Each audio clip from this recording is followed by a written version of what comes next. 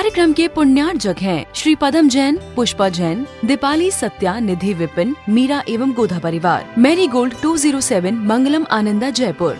श्री सुमेर, विमला, प्रज्ञेश, अनमोल, छाबड़ा, अंजलि, अनुज, प्रेक्षा, पीयूष, अद्विक, कायरा, कासलीवाल, पांडिचेरी। श्री भंवर लाल जी, श्रीपाल जी, कुसुम, अमित, दीपशिखा, सुहानी, याशिका एवं समस्त चूड़ीवाल परिवार। सुजानगढ़ निवासी, गुवाहाटी प्रवासी श्री अनिल जैन, रीना जैन, माता जी संतोष जैन, पुत्री अतिशया जैन, दामाद मोहित जैन, बेटा रिधान जैन, अतिशया आर्ट, चांदी वाले, चांदपुर, जयपुर। श्री भारतवर्षीय दिगंबर जैन संरक्षणी एवं मुनि संघ सेवा समिति के अध्यक्ष श्री सुशील बाकलीवाल जी, अजमेर, राजस्थान के 51वीं शादी की वर्षगांठ के उपलक्ष्य में श्रीमती लीला देवी, सुनील, टीना, अजय, काजल, दीपक, नीलू, नेहल, यशवी एवं समस्त परिवार, अजमेर।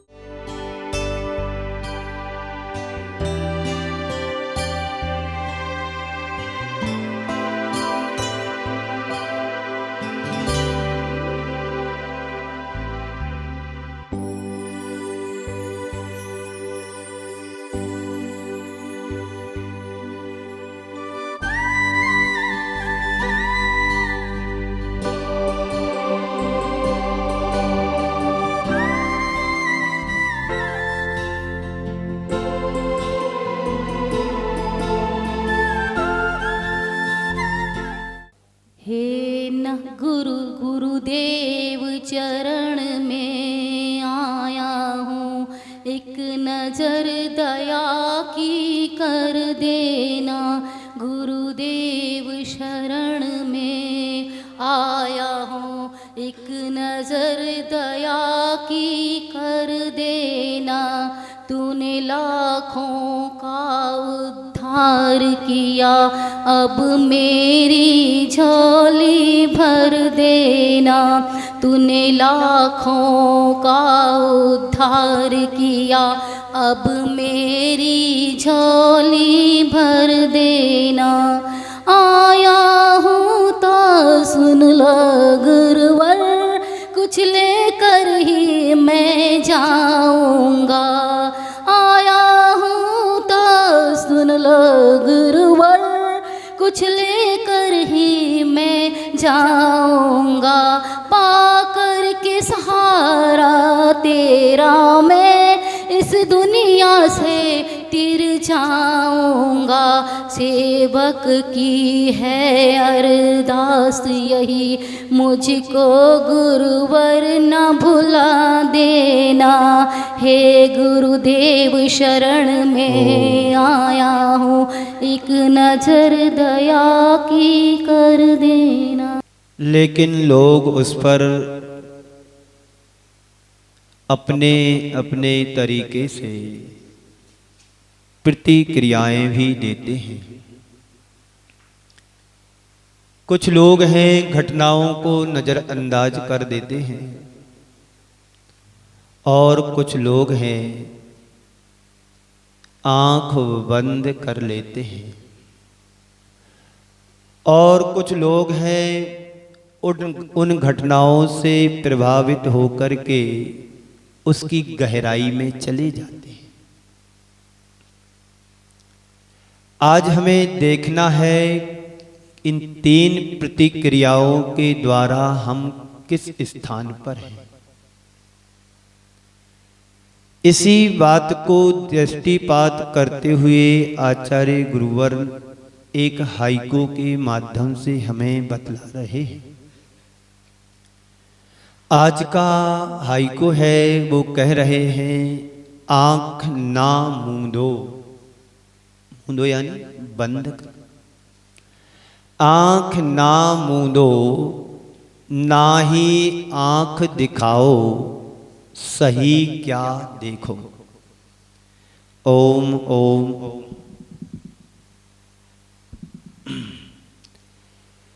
क्या सुना?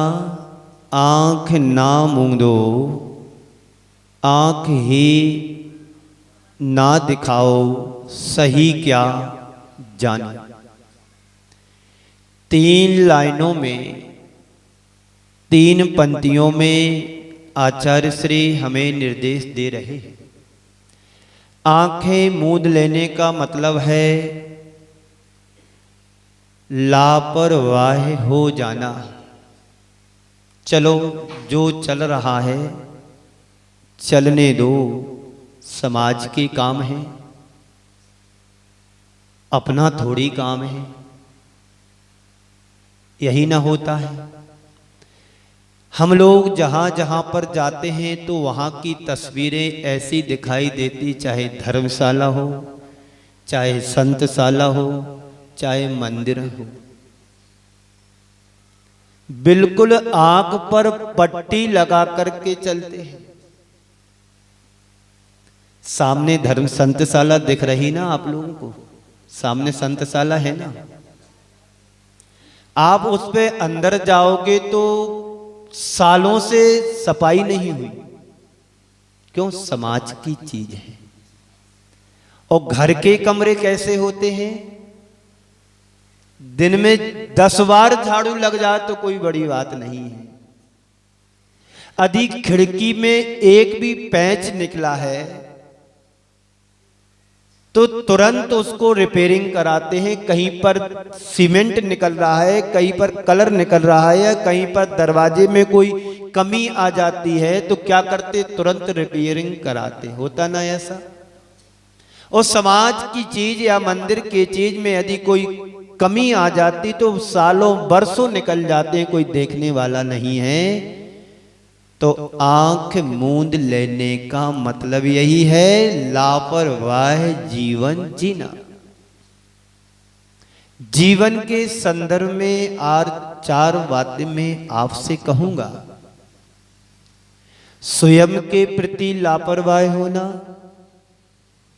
100 जनों के प्रति लापरवाह होना, समाज के प्रति लापरवाह होना और राष्ट्र के सृष्टि के प्रति लापरवाह होना। देखना है कि मेरी स्थिति कहां पर है। बंटी भाई, हम समाज के अध्यक्ष बने हैं तो मेरा कर्तव्य दायित्व क्या होता है समाज के प्रति? यदि हम किसी बड़े पद पर पहुंच जाते हैं तो हमारी क्या भूमिका होना चाहिए? जितनी समझदारी से अपने प्रति, व्यक्ति परिवार के प्रति, 100 जनों के प्रति कार्य करता है, उतने ही उत्साह और तत्परता का कार्य समाज के प्रति भी होना चाहिए। अपना बच्चा बीमार हो जाए तो बच्चा है, और पड़ोसी का बेटा बीमार हो जाए तो वो बेटा नहीं है। बोलो, ऐसा होता है कि नहीं होता है? अपना बेटा नंबर 1 स्कूल में पढ़ने को जाएगा और किसी गरीब के बेटे की यदि बात की जाए, इसको थोड़ा सहयोग मिल जाए तो सोचते हैं घर में पूछ के बताएंगे, अभी नहीं। बेटा कहता है कि पिताजी से पूछेंगे, पिताजी कहता है हम घर में चर्चा करेंगे। और जिसको सहयोग करना होता है वो आंख बंद करके इस हाथ दीजिए साथ लीजिए वाली बात है।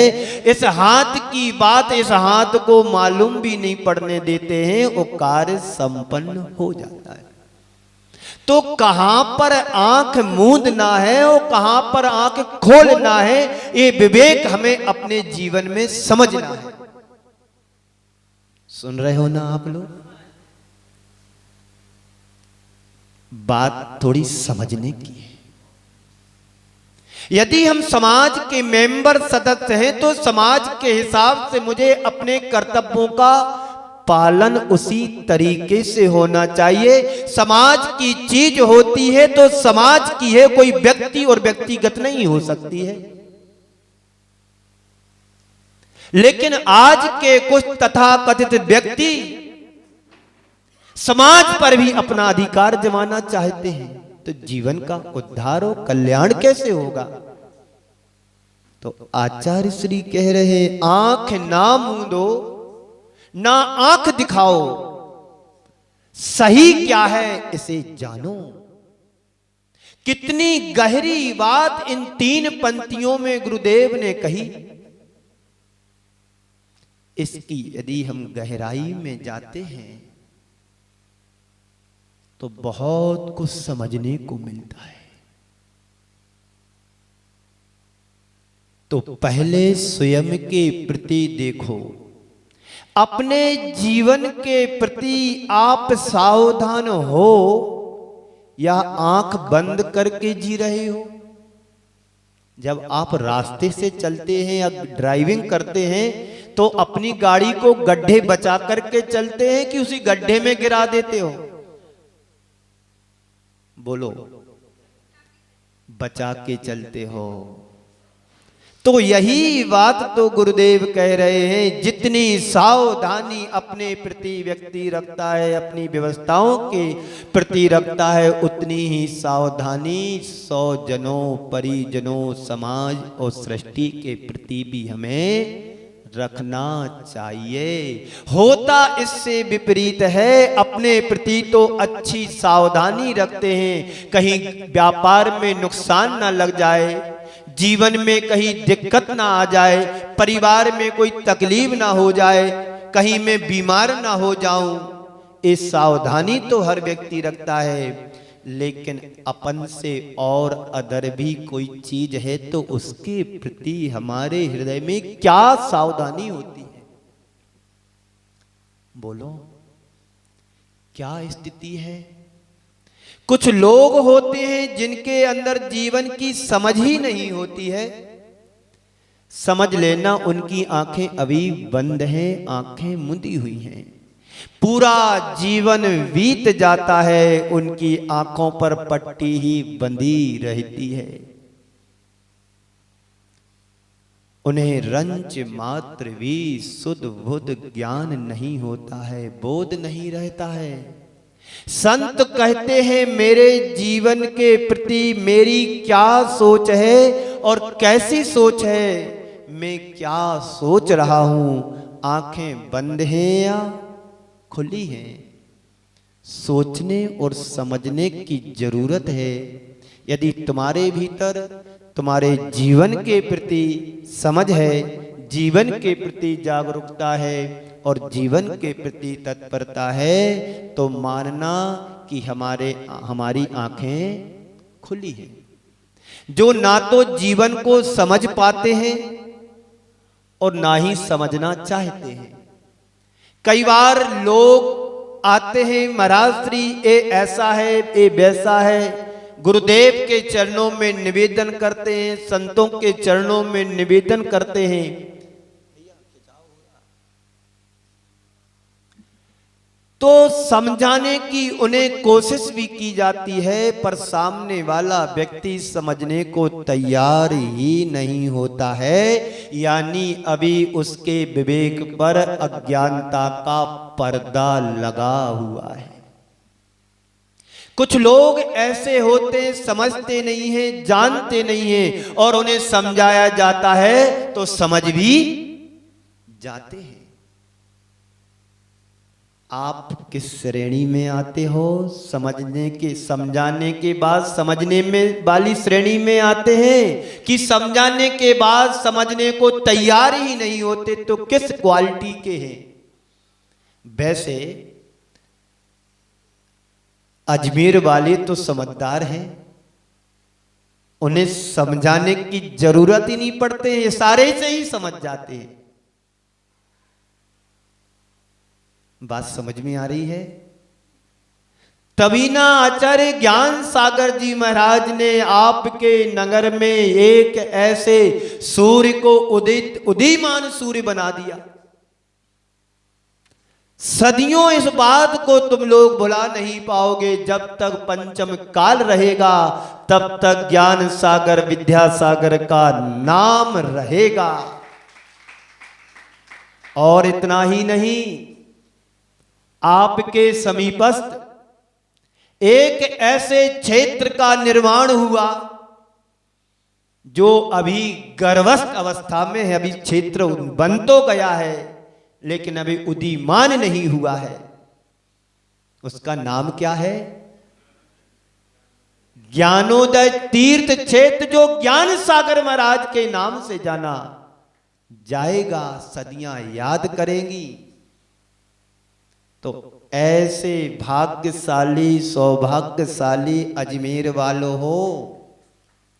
अजमेर को तो किसी और से पहचाना जाता है, आने वाले समय में ये अजमेर ज्ञानोदय तीर्थ क्षेत्र के नाम से जाना जाएगा। और वैसे आचार्य विद्यासागर जी के नाम से तो अजर अमर हो गया। ऐसे संत को जन्म दिया आचार्य ज्ञान सागर जी महाराज ने, जो तीर्थंकर जैसी चर्या का पालन करके और ऐसे संघ का निर्माण किया जिस संघ को लोग नाम लेने के लिए तरसते थे। तो लोगों को समझाने की कोशिश करते हैं, लेकिन लोग समझते नहीं हैं और ना समझना चाहते हैं। अगर कोई समझाने का प्रयास भी करे तो क्या करते हैं, उन्हें आंखें भी दिखा देते हैं। होता ना ऐसा? ये नहीं समझना कि आपके लिए मैं बोल रहा हूं, ये तो एक प्रैक्टिकल की बात बतला रहा हूं। यदि कोई किसी को समझाने की कोशिश करता है, आगे बढ़ता है, तो सामने वाला आंख दिखा देता है, तूने समझ क्या रखा है मेरे लिए, ऐसा और डांट देते हैं। तो आंखें दिखाने का मतलब गुस्सा कर देना, क्रोध में आ जाना, क्षोभ प्रकट कर देना। बोलो ऐसा होता है कि नहीं होता?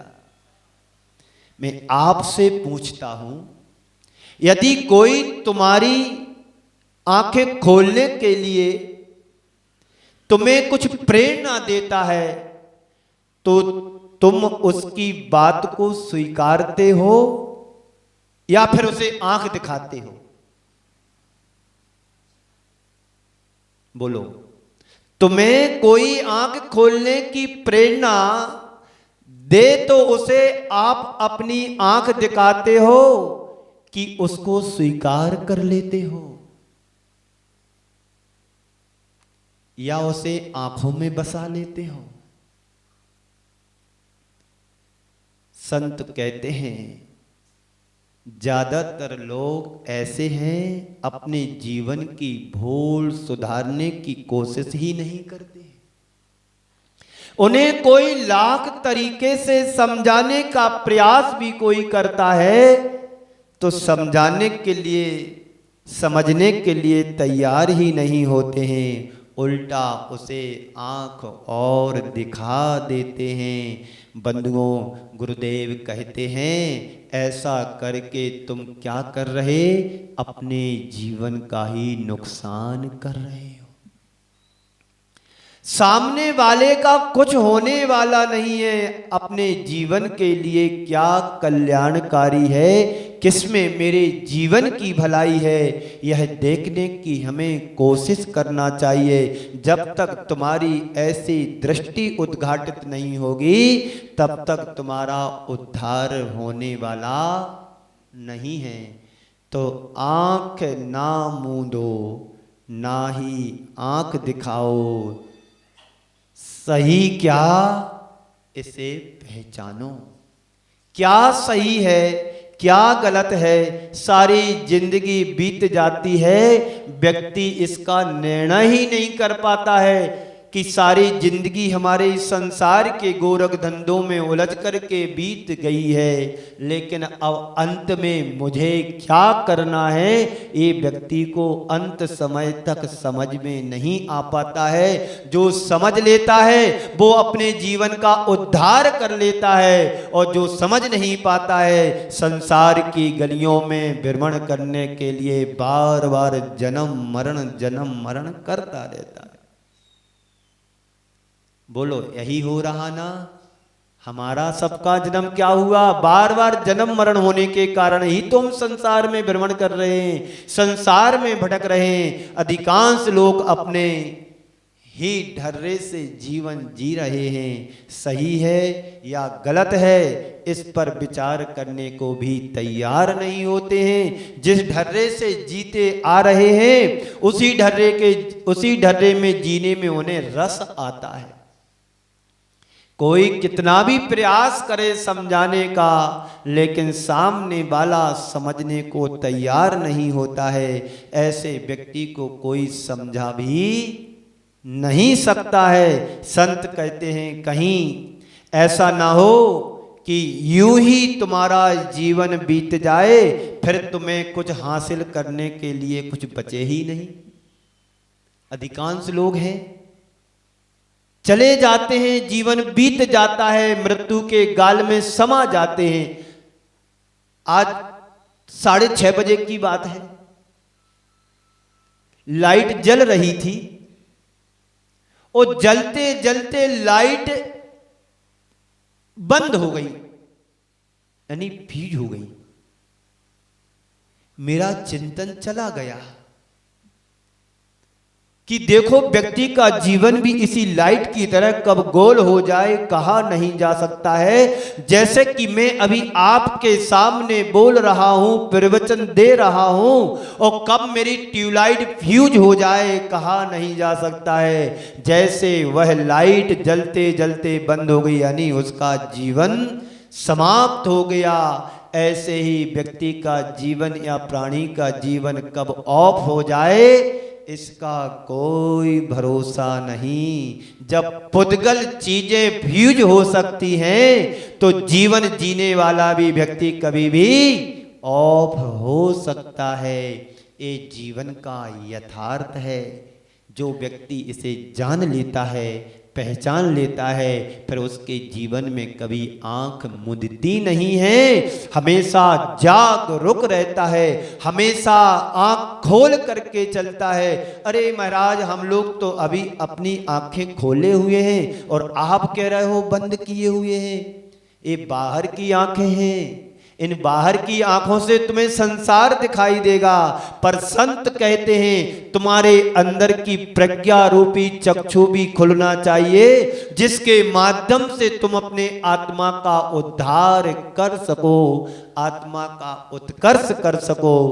तो ऐसा व्यक्ति ही अपने जीवन में सतर्क रह सकता है, पल पल अपने जीवन को सावधान रख सकता है। चक्रवर्ती के बारे में कहा जाता है, चक्रवर्ती के पास 96,000 रानियां होती हैं, 18,000 घोड़े हाथी होते हैं करोड़ों में, और इतनी सारी संपत्ति होती है, फिर भी कहते चक्रवर्ती बैरागी। इसका उत्तर तो मैं बाद में दूंगा, अभी तुम्हारी आंखें बंद है ना, मेरी आंख तो अंदर से खुली है। समझ रहे हो ना? आप लोगों की खुली है नहीं खुली मुझे नहीं पता है, पर मेरी आंख तो खुली है। चक्रवर्ती ने कहा मेरी अंदर से आंख तो खुली है, तुम्हारी आंख बंद है, फिर इसका उत्तर तो मैं बाद में दूंगा, लेकिन तू मेरे रनवास को घूम करके आओ, कहां कहां पर क्या चीज है, क्या वस्तु, इसे देख करके आओ। सामने वाला बड़ा प्रसन्न हुआ।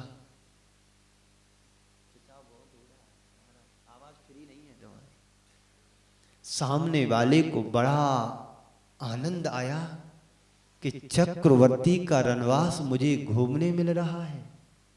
चलो, आदेश हो गया राजन का, राजा का, घूम करके आते हैं। जैसे ही वो व्यक्ति आगे बढ़ता है तो चक्रवर्ती कहता सुनो भाई, ऐसे नहीं जा सकते,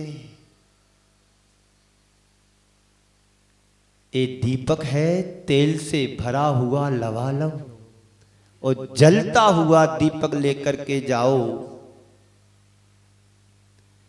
लेकिन शर्त है एक कि एक भी बूंद इस दीपक की तेल की नीचे नहीं गिरना चाहिए,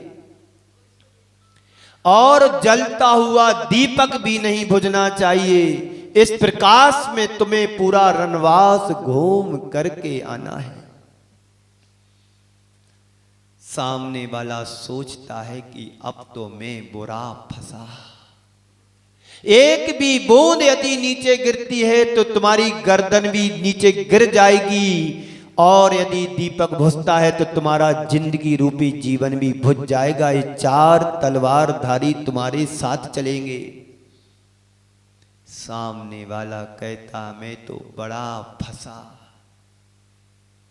गया देखने, बस वह देखता रहा कि बूंद तेल की बूंद ना गिर जाए, दीपक की लौ ना बुझ जाए। सारा चक्कर लगा करके 2-4 घंटे में घूम करके आया। एक कुछ कहे और पूछ लिया चक्रवर्ती ने, क्यों भाई तुमने क्या क्या देखा? अरे महाराज, मैंने तो ये देखा कि लो दीपक की लौ ना बुझ जाए और कहीं तेल की बूंद ना गिर जाए, इसके अलावा मुझे और कुछ भी दिखाई नहीं दिया। क्या कहा? इसके अलावा मुझे कोई कुछ भी दिखाई नहीं दिया। उसको समझाते हुए चक्रवर्ती ने कहा, तुम्हें दिखते मेरे भोग, तुम्हें दिखता मेरा साम्राज्य, तुम्हें दिखाई देता मेरे संसाधन, और मुझे दिखता हर पल मुझे अपनी मौत। इसलिए वर्धते भयम वर्धते भयम वर्धते भयम ये नाद होता था चक्रवर्ती के जीवन में। काश ये मेरी आंख खुल जाए तो मेरे संसार मेरे लिए सिमट जाए। लेकिन आज के समय में आज के लोगों को संसार में ही रस आता है। उन्हें मृत्यु पता नहीं कब मेरे जीवन में घटना घट जाए, एक एक पल का भी मुझे खबर नहीं। जैसे कि मैंने अभी कहा था कि जलती जलती रॉड भी ऐसे चली गई जैसे व्यक्ति का जीवन समाप्त हो जाता है। तो अपने जीवन के प्रति देखना है कि मेरी आंखें खुली हैं या कि बंद हैं। मैं तो यह मानता हूं यहाँ पर जितने भी लोग बैठे अजमेर वाले, सबकी आंखें खुली हैं। जितने आए उनकी तो खुली है, बाकी लोगों की नहीं कह सकता हूं कि बंद है कि खुली है। पर बाहर की आंखें तो सबकी खुली रहती हैं, लेकिन संत कहते हैं भीतर की आंख भी हमारी खुलनी चाहिए। जीवन तुम्हारा निहाल हो जाएगा। सही क्या है इसे जानने का प्रयास होना चाहिए, अपने हित के बारे में विचार करना चाहिए, तब हमारा जीवन आगे बढ़ेगा। पहला सूत्र है कि आंखें मूंदी नहीं, आंखें मूंदो नहीं, आंखें बंद मत करो। अपने जीवन के प्रति जागरूक बनने की कोशिश हमारी होना चाहिए। आप गाड़ी चलाते हैं तो क्या लापरवाही से चलाते हो? बोलो। ट्रैफिक के नियमों के आप हिदायतों को अनुपालन करते हो कि कहीं भी मस्ती में घुसेड़ देते हो? बोलो। ट्रैफिक के नियमों का पालन करते हैं ना, तो तुम्हें जो जीवन रूपी गाड़ी मिली है तो इसके नियमों का पालन फिर हमारे से क्यों नहीं होता है? वहां पर लापरवाही क्यों?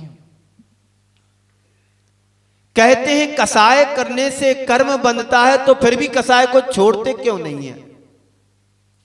कहते गुस्सा करने से, क्रोध करने से पाप का बंध होता है, कर्म का बंध होता है, तो फिर गुस्से को, क्रोध को हम कम क्यों नहीं करते हैं? डॉक्टर की बात तो जल्दी मान लेते हैं कि डायबिटीज है तो मीठा नहीं खाना है, शुगर है तो मीठा नहीं खाना, तो खाते हो क्या फिर? पर संत कहते हैं कि जीवन का कल्याण करना चाहते हो तो 5 महाव्रतों को धारण करो। वहां पर आंख बंद कर लेते, महाराज अभी समय नहीं है। किसी से कहा कि भैया धर्म ध्यान करो, बोले अभी उम्र नहीं है धर्म ध्यान करने की। तो किसी वृद्ध से कहा जाता भैया तुम धर्म ध्यान करो, बोले अब उम्र नहीं बची धर्म ध्यान करने की। एक से कहा जा रहा है कि धर्म ध्यान करो तो कह रहा है अभी उम्र नहीं है, और दूसरे से कहा जा रहा कि धर्म ध्यान करो तो बोले अब उम्र नहीं बची।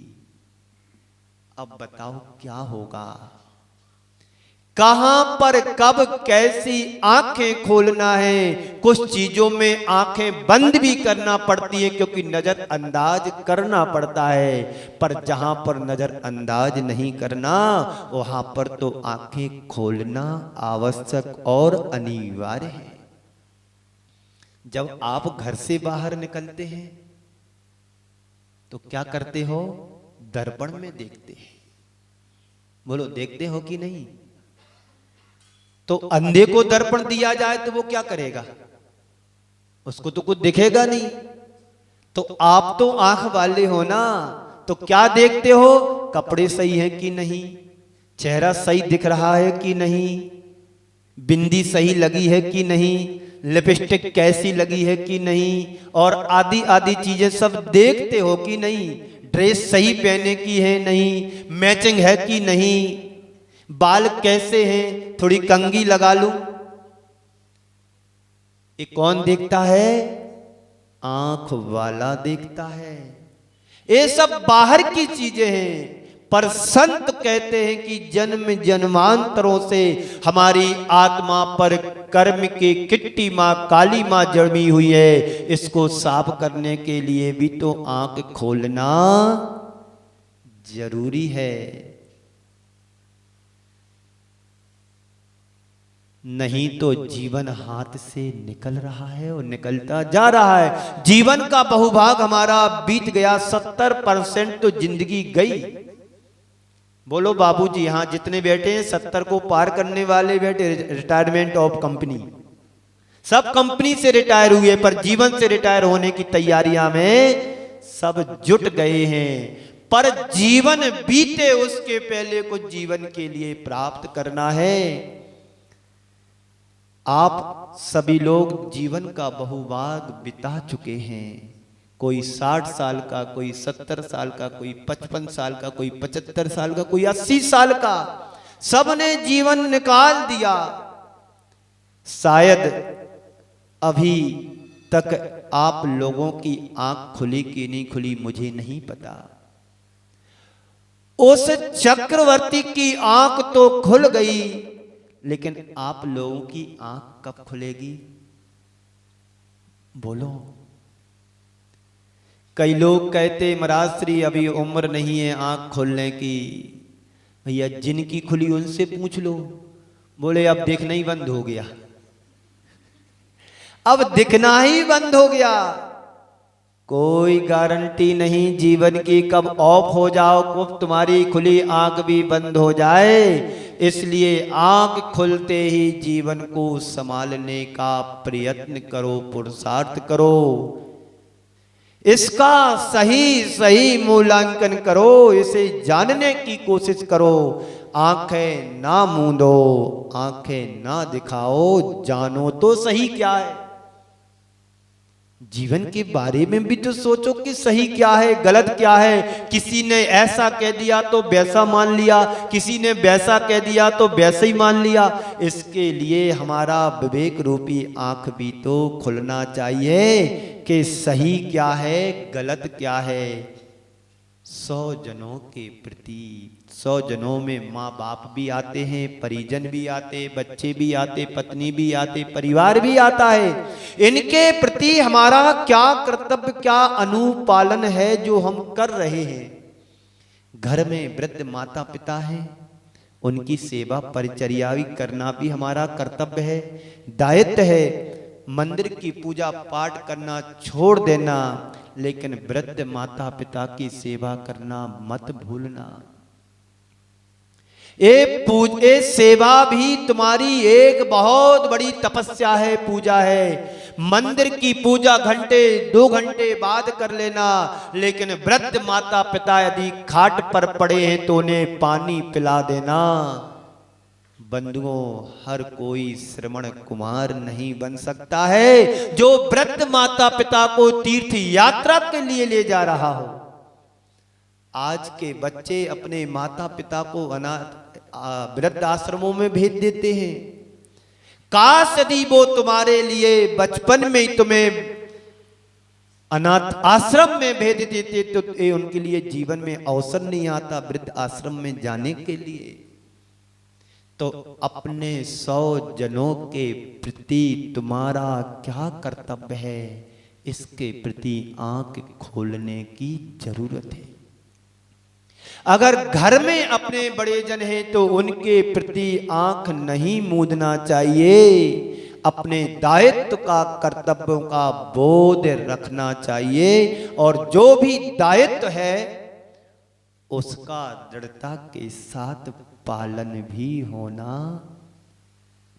बड़े ही साधारण शब्दों में गुरुदेव ने इन पंक्तियों में इतना गहरा भाव बोध जगाया है कि स्वयं के प्रति, 100 जनों के प्रति और समाज के प्रति भी हमारे कर्तव्यों का पालन हो। समाज में बहुत बड़ी भूमिका समाज के प्रतिष्ठित लोगों की होती है और वही आकर के यदि नखरे करें तो समाज किस दिशा में जाएगी। मैंने सुना है ये संतशाला तुम्हारी सालों से बंद है, साधु भी आकर के चला जाए तो उन्हें रुकने का स्थान नहीं देते हैं। ये क्या है? उनकी आंख अभी बंद है विवेक की। खोलो आंख विवेक की,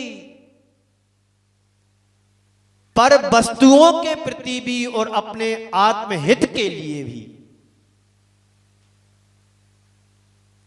इस कार्यक्रम के पुण्यार्जक थे श्री पदम जैन, पुष्पा जैन, दीपाली सत्या, निधि विपिन, मीरा एवं गोधा परिवार, मैरी गोल्ड 207, मंगलम आनंदा जयपुर।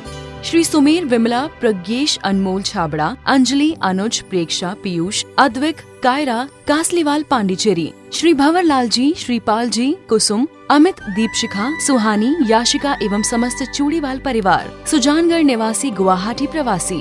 श्री अनिल जैन, रीना जैन, माता जी संतोष जैन, पुत्री अतिशया जैन, दामाद मोहित जैन, बेटा रिधान जैन, अतिशया आर्ट, चांदीवाली, चांदपुर, जयपुर। श्री भारतवर्षीय दिगंबर जैन संरक्षणी एवं मुनि संघ सेवा समिति के अध्यक्ष श्री सुशील बाकलीवाल जी, अजमेर राजस्थान के 51वीं शादी की वर्षगांठ के उपलक्ष्य में श्रीमती लीला देवी, सुनील, टीना, अजय, काजल, दीपक, नीलू, नेहल, यशवी एवं समस्त परिवार अजमेर।